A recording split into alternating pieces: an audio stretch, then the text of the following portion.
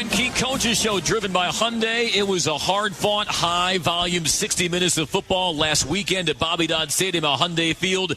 But your Yellow Jackets got the job done over previously undefeated Duke, a 24-14 win, and now it's heading up to Tobacco Road this weekend to take on a North Carolina team in a series that has not been light on drama the last several years.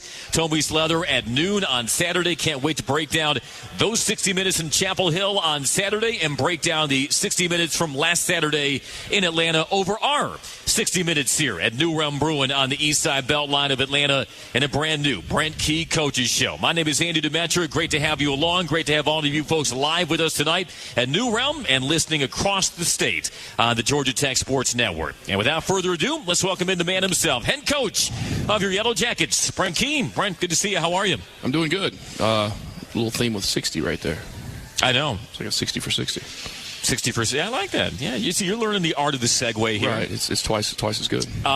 That was, it seemed like a good team win, a good character win for your guys against a Duke team that came in 5-0. How did your players absorb your message throughout the week and made the difference in what everybody figured would be a close game? And that certainly was the case, although this time you were able to finish it out. Yeah, I mean, it was. We knew going in that look, it's hard to be 5-0, and they were 5-0 for a reason. They're a good football team. They're a really good defense. They were, as much as they blitzed, their game plan was a little different, slightly different for us, which isn't surprising based on the first 6 games of the year. But they played a little bit more coverage back behind and tried to keep the receivers in front. I mean, the defense, though. I mean, that was what I was really, really pleased with, was just the progression of the defense and how they've improved week in and week out. They've had some ups and downs. Me and Tooch were actually talking about it just a few minutes ago before we left the office, and how they're really coming into their own now of learning how to practice, learning how to do things the right way. And you're starting to see it on the field, and hopefully we can continue that going this week. Yeah, I mean, this Duke team had every reason to come in confident, and they held that lead entering the fourth quarter, but you ran off 14 unanswered and got the win. Speaking of running off, Jamal Haynes, I hesitate to say it was a vintage Jamal Haynes performance because he's only played the position for a year and a half, but he looked chipper coming out of the bye week, tied a career high with 128 rushing yards. He added a receiving touchdown as well.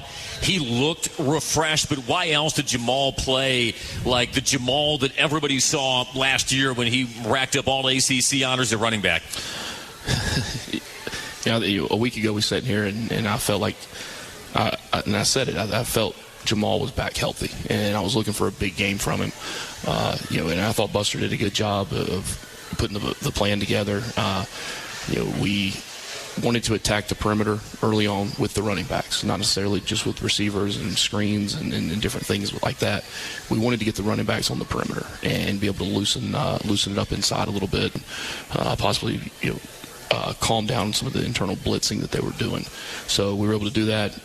We had good schemed runs early on. They were able to get on the perimeter, some good quick throws to some of our guys, and we're always going to try to get the ball to our playmakers and guys that can be explosive. Yeah, he wasn't the only one. 240-plus rushing yards against Duke, and we talked last week about their penchant for disruption. They were second in the nation in tackles for loss. They were fifth in sacks. They were 10th in third down defense. You look at games in, though, and you guys converted 7 of 16 third downs and converted all 3 of your fourth downs to either get touchdowns or extend what to be scoring drives.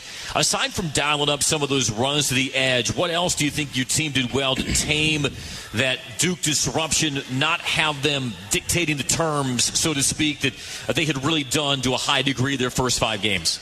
Yeah, I think we played complementary football, number one. And we saw early on it was going to be a field position game.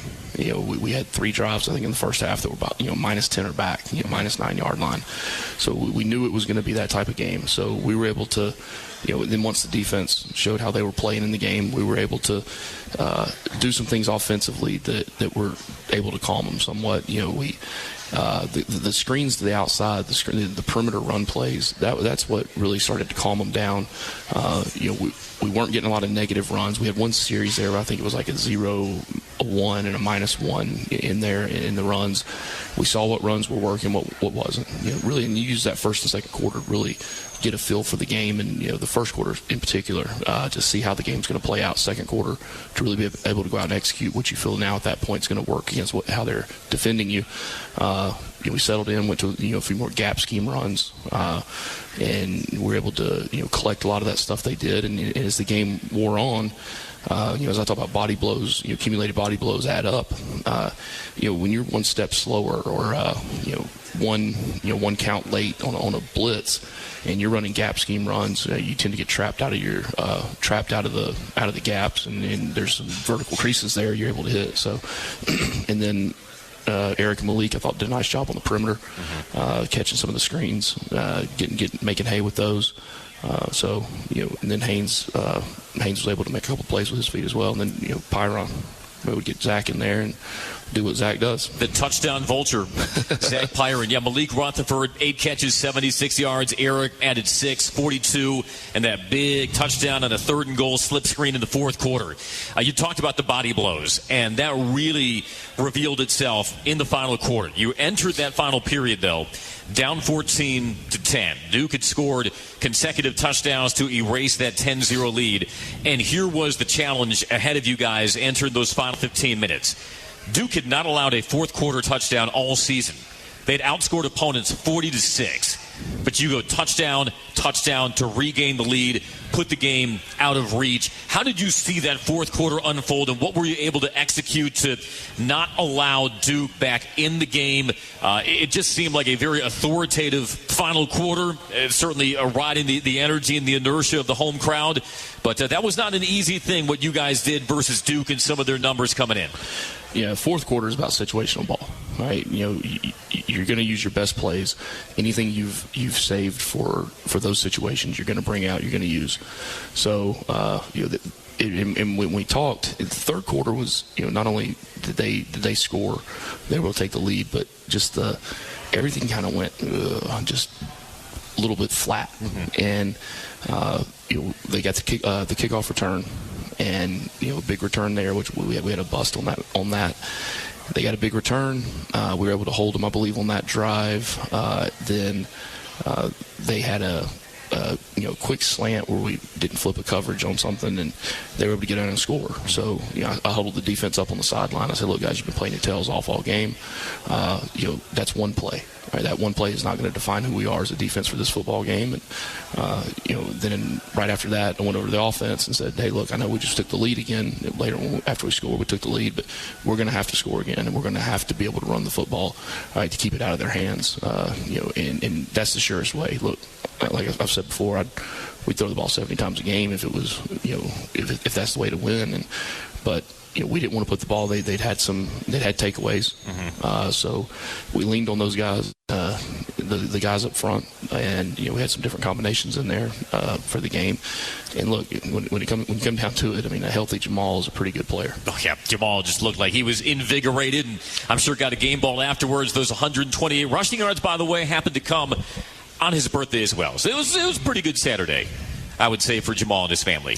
I didn't even know it was his birthday. Neither did I. Had no clue. And Jamal, no offense to Jamal, but he seems like the kind of guy who would let every single person in the locker room know it was his birthday. Old Jamal would have. Okay. Not new Jamal, not the 22-year-old Jamal. He's joining the ranks of the olds. Yeah, he is. Like us. They don't. Those birthdays don't hold their luster as much as they did before. Yeah, he was going to get his birthday lunch or dinner in, though. He was excited to go get some crab legs and some shrimp. I'm sure he'd. I'm sure. Your running game was consistent throughout the night, but what was also consistent was, once again, your run defense. And that run defense renaissance continues now. You held Duke to 87 yards on the ground. Star Thomas, they're back, reigning ACC running back of the week. He had 3 consecutive games, 100-plus rushing yards. You held him to 48. Now you're 11th nationally in stopping the run, whereas last year you finished 131st. That is no fluke, and I know we still have a half a season remaining, but how the team excels Saturday in shutting down and a facet of the Duke offense that they had really been effective with. Yeah. we went into the game wanting to make them one-dimensional, and we knew they lived off the RPOs and the add-ons, and then converting those and max protecting and taking the deep shots. So we knew if we could take one facet of the game away, then the lowest percentage of that are the deep balls. So if we could win on those more than we didn't, we'd be in a good position. But the guys up front are playing good football, and they're getting better each week. It's allowing the linebackers to run free. I think Tooch puts a good game plan together, and Jess with the run defense each week. It's not a defense where we're going to get a bunch of TFLs and lost yardage plays by the way we play it, but they're able to flat wall the line of scrimmage, control and reset the line, and then let the linebackers be able to make plays. And then we made the adjustment and put JJ in there in the starting lineup, and I thought he played spectacular. I mean, he played as good of a game for a defensive lineman.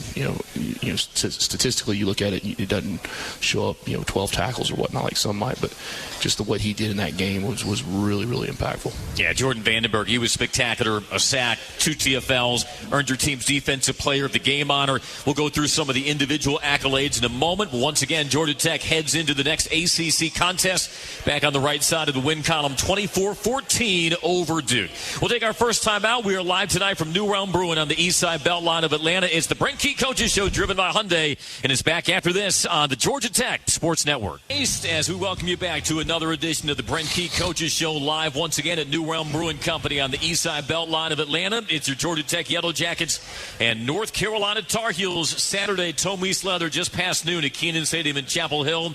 Yellow Jackets in search of a 4th consecutive win in the series. The previous 3 wins all came when the Tar Heels were ranked.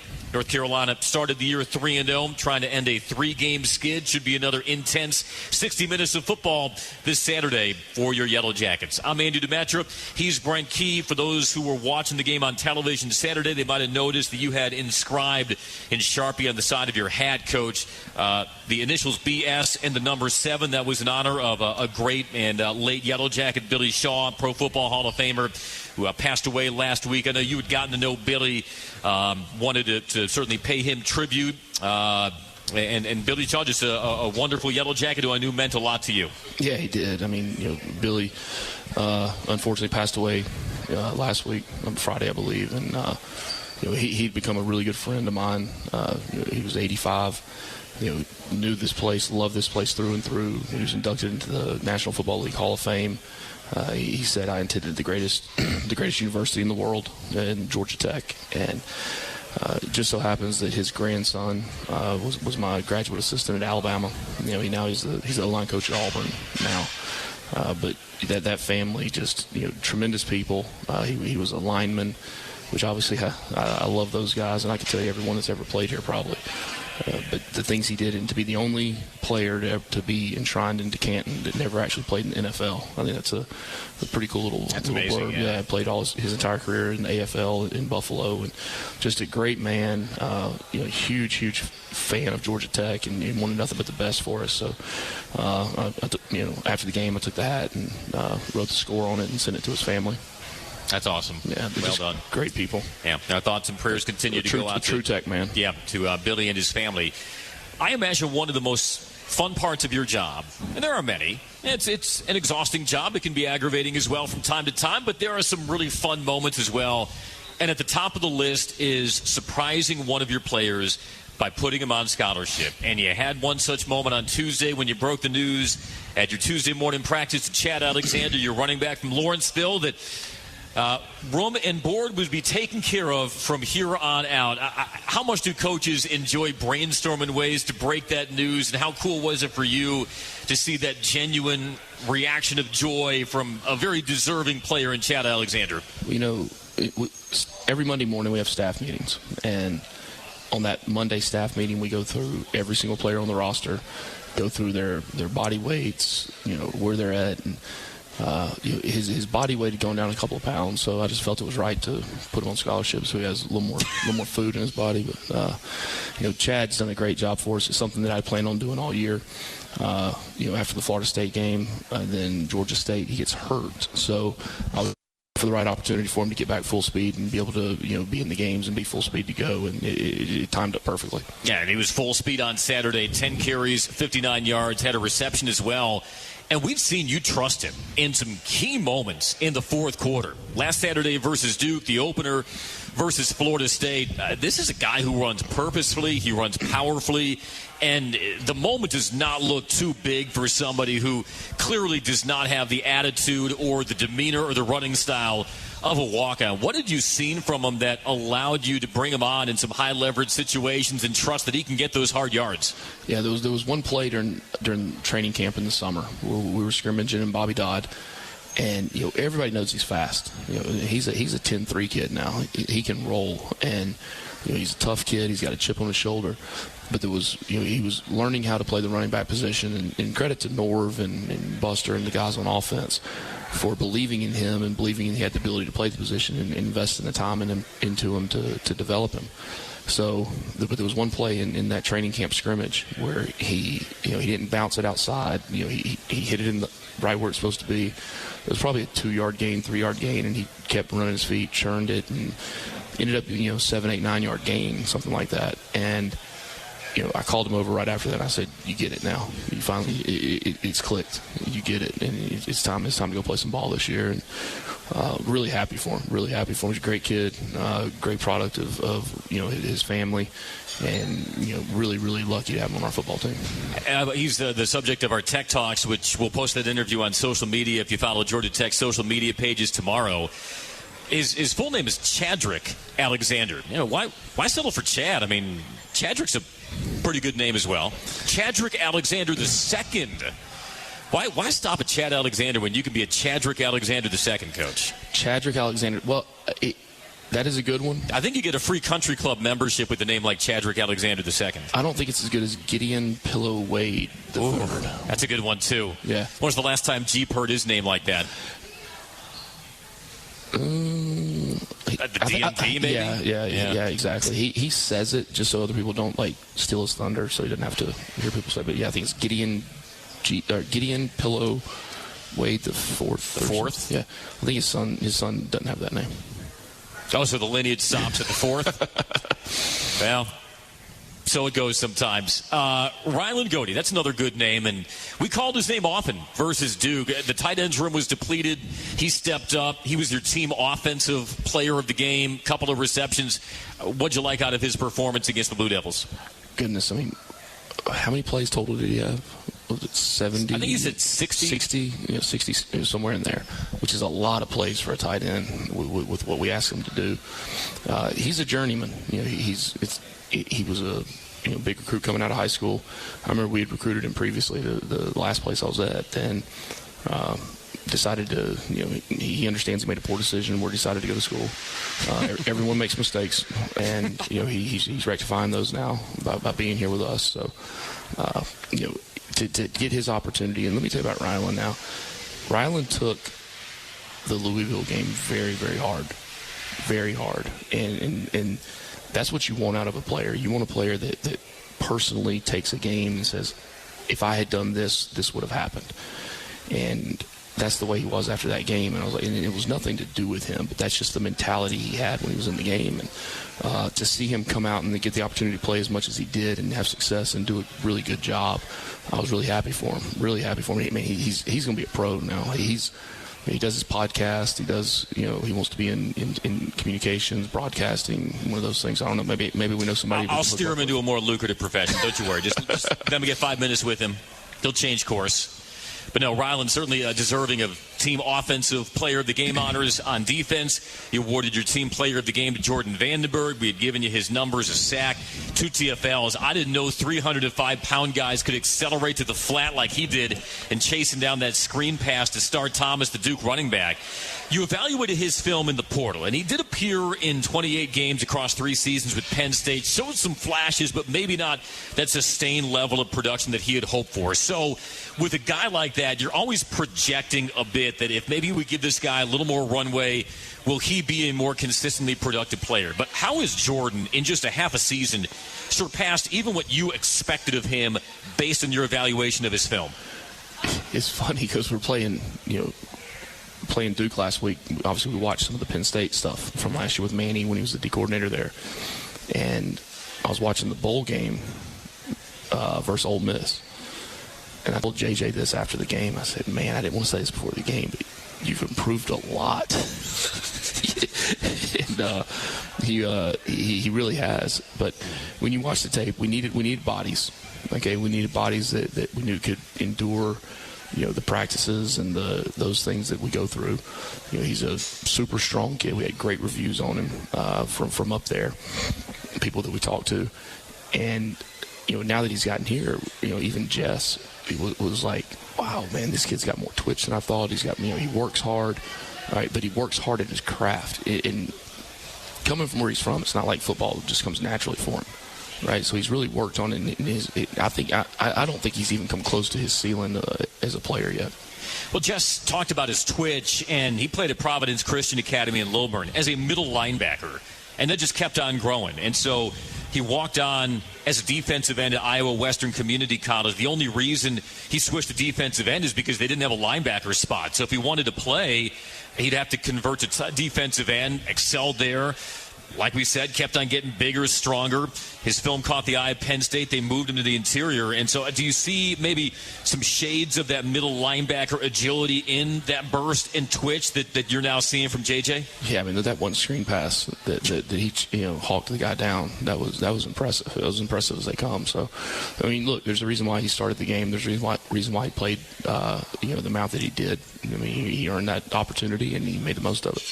He's the subject of not only my Inside the Chart column, which will be posting tonight on RamblinWreck.com. He's our pregame guest on the Georgia Tech Sports Network Saturday. From Johannesburg, South Africa, moved with his family to Lilburn at 10 years old. And we had a really fun conversation.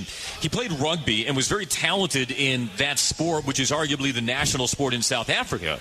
And I asked him, what kind of exposure did you have to American football growing up? And he said, actually, I really liked American football in South Africa. But his exposure to the sport was from watching football movies. The Blind Side, Remember the Titans. So not from watching the NFL, not from watching the Super Bowl, but from watching football movies. And it had me wondering, oh, wow, what is Brent Key's favorite football movie? I have a hunch, knowing you like I think I know you, and I feel like I can get it in less than 3 guesses. Because you and I are in a similar demographic. Yeah, you need it. Yeah, well, you going to write down your answer and reveal it to Isaiah Stewart, our engineer? Yeah, I'll write down my answer so that no one thinks we're cheating here. I had to go through my catalog of football movies here, try to come up with the answer. I know you're mouthing it to Isaiah right now. You got Alan Mogridge, your senior football advisor, with the studio audience, evidently, all right, giving you some help here. Okay. I don't want to mess this is going to be a hotly debated subject here before we head to break. Brent Key's favorite football movie. You lock in your answers at home. But, yeah, JJ loved Remember the Titans. He loved The Blind Side. All right. Isaiah, you got a thumbs up from Isaiah Stewart. So, again, you and I are in the similar age range. We are. And we kind of know what football movies were popular in our formative years. The first movie that came to mind was The Program. Ding, ding, ding, ding, ding, ding, ding. One take. Good job. Well, I'm not a... Seat at the table, Brent. Seat at the table. You stole my line. I felt like you treated every Friday night in Alabama and Saturdays at Bobby Dodd like Latimer from The Program. Latimer was my hero. Minus the anabolic steroids. But, I mean... Do you have any ambivalence with that being your favorite movie, considering in the climactic final scene, Eastern State does beat Georgia Tech, even though they needed about a dozen uncalled holding penalties to get that last touchdown? Yeah, I've put it out of my mind that happened in the movie. But that movie, I think it was the way they played the game and portrayed the game that that the game was played. Again, take out the anabolic stuff, but just on the field. Remember the linebacker, Alvin Mack. Yeah. Joe Kane. Kane is able. You can't even say the things that they said in that movie, but it was really a good. It was really good. I think I watched it about a year ago, and I still enjoyed it like I did when I was younger. But I did realize now at this point how fictitious that it was. I mean, just slightly, yeah. Just a little bit, right? Just a little. They took some creative liberties with it. Seat at the table. Everybody wanted to be Latimer. You never smashed a pane of glass with your head at Georgia Tech?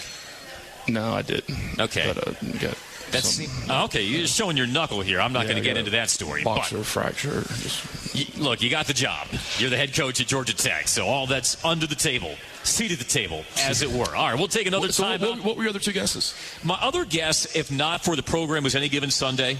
Okay. I feel like, the Oliver Stone, you kind of like that whole. And then my wild card was Necessary Roughness. 3 in a row. Man. Good job. I know you well. Good job. We've done this a time or two. Yep. All right, we'll take another timeout. Plenty more to get to, including, by the way, the actual game for Georgia Tech Saturday versus the North Carolina Tar Heels at Kenan Stadium in Chapel Hill. It's the Brent Key Coaches Show on the Georgia Tech Sports Network. On ties with the Institute and the community. Together, we're building the future of technology right here in Georgia. Hyundai and Georgia Tech. It's our journey. The leader of the Georgia Tech program, not to be confused with his favorite movie, The Program. Brent Key joins us here on the Georgia Tech Sports Network. Yeah, I figured you hewed far more toward Latimer in the program than the offensive lineman. And we were trying to remember his name during the break. It was Bud Light Kaminsky. Oh, my goodness. Yeah, there you go. I have a feeling we know what your movie choice will be on the plane to Chapel Hill tomorrow. Yeah, it'll be probably their most recent game. Okay, fair enough. Not Eastern State versus Mississippi State. We'll be breaking down the film from that one? No. Here's what I do want you to break down. I looked this up. Your last 6 scoring drives. And so take out the opening scoring drive versus Louisville. Your last 6 scoring drives. These are the total plays in those series. 12, 13, 14, 7, 13, 10. 5 of your last 6 scoring drives have had double-digit series. Why do you think this team is well-equipped to get those methodical scoring drives? And at the same time, Brent, do you want to see some more quick strikes? Do you feel like you're missing those big touchdown plays by a hair or two? Yeah, I'm not opposed to getting some 1 or 2 play drives at all that score. We've talked about it a lot. A lot of it comes back down to how you're playing the game, the game within the game. When you sit back as an offense and you feel like you have to throw 10, 12, 14 shots a game and connect on 3 or 4 of those shots to be able to be in the game, that's a lot of pressure. It's a lot of pressure on the offense, a lot of pressure on the play caller, a lot of pressure on the quarterback. All right, and those aren't necessarily just all low risk throws. So, as the defense has gotten better and better, we've changed a little bit philosophically within the game a few times. But look, now we're not trying to grind it out 10, 12 plays. Sometimes it just happens. Sometimes it happens with the flow of the game. But also you're taking what the defense is giving you, because you've said in this show, teams are playing umbrella coverage. They're not letting you get over the top. And so sometimes the best plan of attack is to just death by 1,000 cuts. Yeah, but it really puts a premium on your situational football, because I think we've gotten more third and shorts, third and ones, third and twos, fourth and ones this year than probably previously in probably 20 years of football that I've had. And we're getting those plays, and what happens is it ends up being methodical drives, and when the shots are there, we're gonna dial them up, we're gonna take them. But again, the outcome of the game is we're trying to win the game, and that's you win by 1 point. That's the main objective. Yeah, you get those long scoring drives that exhaust the defense, it bleeds clock, and you've used it to your advantage. I had a couple of folks ask me about the pair of delay of game penalties in the game, one versus Tech, one versus Duke, and they were not the typical delay of game penalties. These are the disconcerting signals delay of games. It's sort of an esoteric penalty that you really don't see often. So can you explain the disconcerting signals penalty, what a team can and can't do, and why referees are going to toss the flag in those situations? All right, I'll start with the penalty on them first. Okay. All right, that was a case where the defensive line stemmed the front, which means they moved from one look to another look.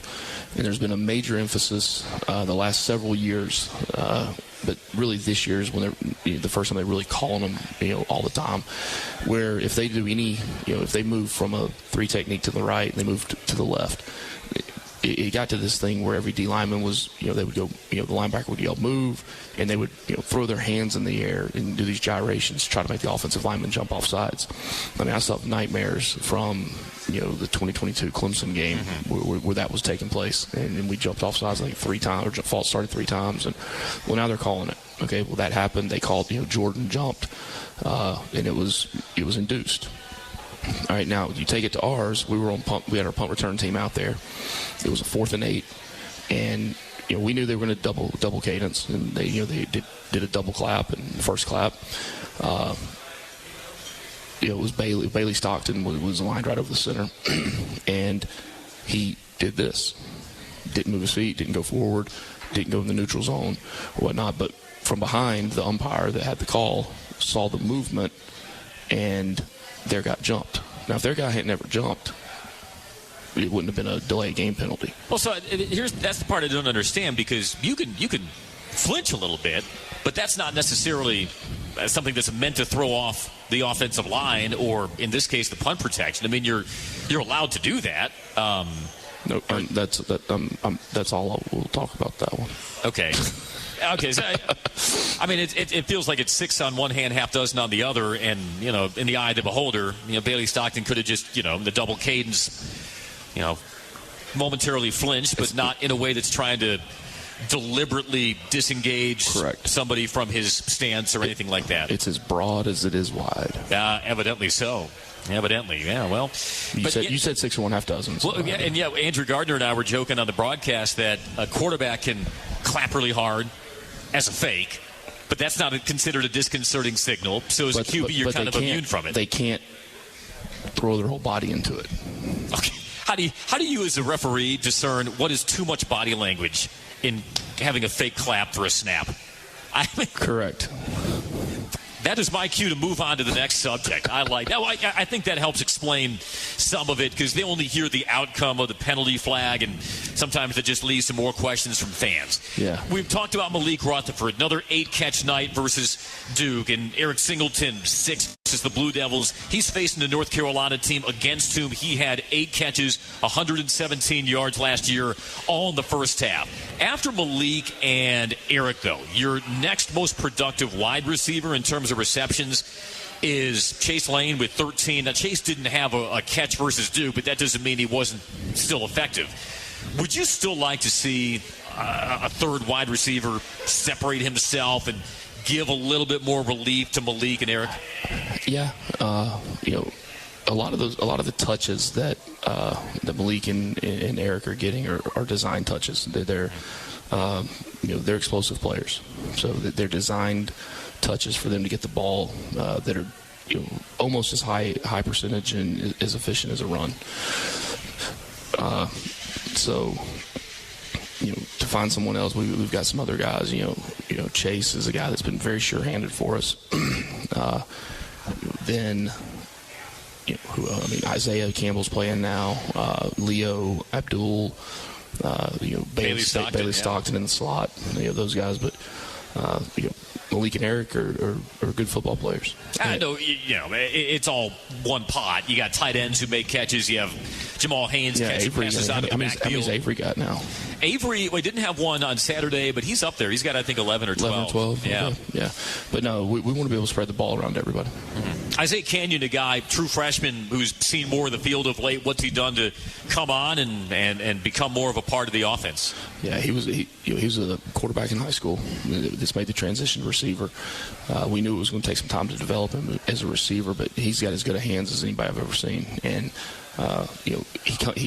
his senior year or last year in high school, he hurt his shoulder. He had a shoulder surgery, and that's a 4-month injury. So he missed his spring ball, and then he starts coming back around through the summer. Had a little hamstring deal, but so it's just been a little bit of a delayed process with getting him ready to go. But he's on course now and on track now.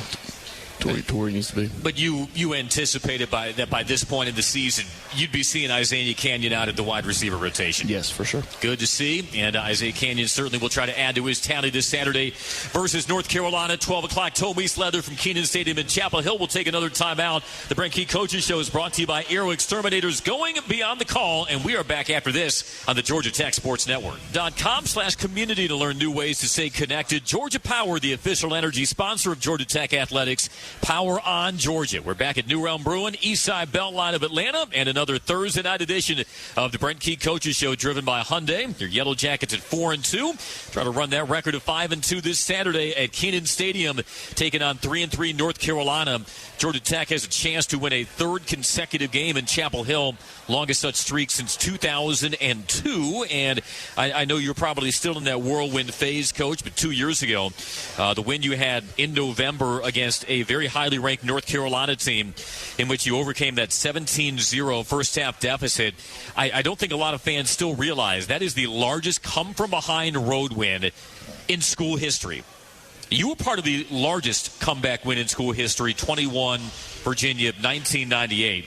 That tied for the second largest comeback win in school history. And you did it, what, in your seventh game as a head coach? Yeah. Against a very good North Carolina team that has Drake May, who's going to be starting for the Patriots on Sunday. I mean, you said that was 2 years ago? It was. Whew. 2 years, 20 years ago probably feels the same. Yeah, it kind of does. I mean, that's so far removed right now. It's two different teams, two different approaches to the game.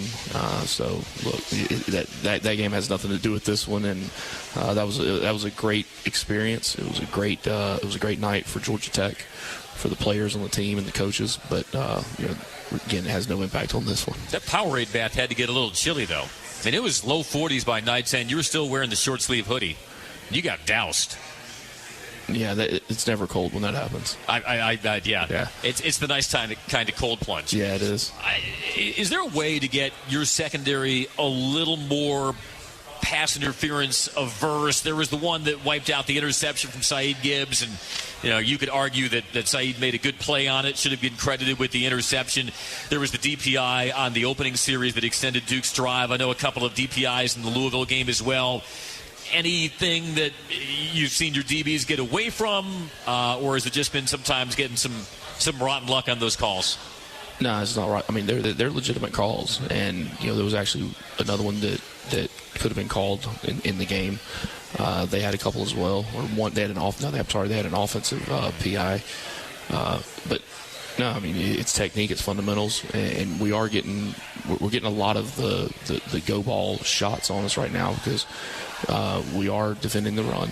Right, so it's going to leave one-on-one coverage on the outside. So, and that, as an offensive coach, that's what you're looking for. You're looking for, if you don't complete it, you're getting, you possibly get the DPI, and we've got to do a better job of timing it up. I mean, they're such small margins of error that's occurring where the timing of when you can make contact or not make contact. So we just got to continue to work at it. We've worked at it all week in practice, and hopefully we have better outcomes this week. Finally crossed off that first interception of the season on the last defensive play by Amari Harvey. Almost had one on the first defensive play by Tay Seymour, but Tay was not deterred. He finished with 5 tackles, a half tackle for loss, a pass breakup. He's one of your game captains for North Carolina. Just the continued maturation of a guy who's still midway through his true sophomore season. Tay continues to make gains each week. Yeah, he has. I've been really happy with his progress. He's a guy that's been talented. He played a lot of special teams for us last year as a true freshman.